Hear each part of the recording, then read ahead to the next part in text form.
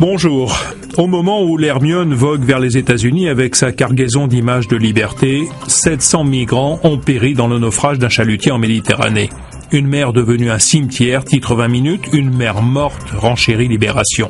C'est la pire hécatombe jamais vue en Méditerranée. Depuis le début de l'année, 1650 migrants sont morts en tentant d'atteindre le rêve européen. Les opinions publiques sont choquées et comme Libération, le Figaro parle de naufrage européen. Tant l'Europe apparaît démunie vis-à-vis d'une telle tragédie, face à laquelle l'Italie est d'ailleurs bien seule.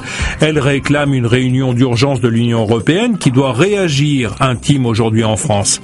Et Bernard Kouchner n'a pas de mots assez durs face à cette Europe qui lui fait honte, car elle est coupable, dit-il, de non-assistance à personne en danger.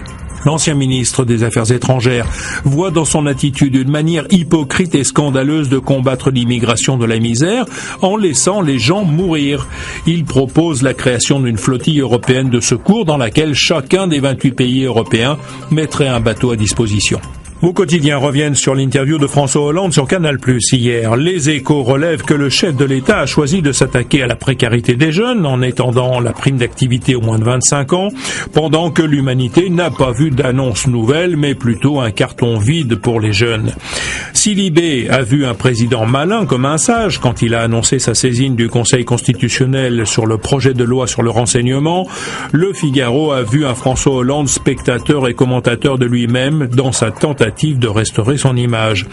Et sur ce point, le spécialiste en communication interrogé par 20 minutes estime que cette opération séduction a été un échec tant le président est apparu décalé vis-à-vis de la réalité des Français, même s'il s'en est bien sorti dans son face-à-face avec les lycéens. Y aurait-il un pacte Juppé-Fillon contre Sarkozy? C'est ce que croit déceler aujourd'hui en France dans les récentes déclarations des deux anciens premiers ministres. François Fillon dément, même si une sénatrice parmi ses proches affirme qu'il existe bien un accord tacite de ralliement pour les primaires.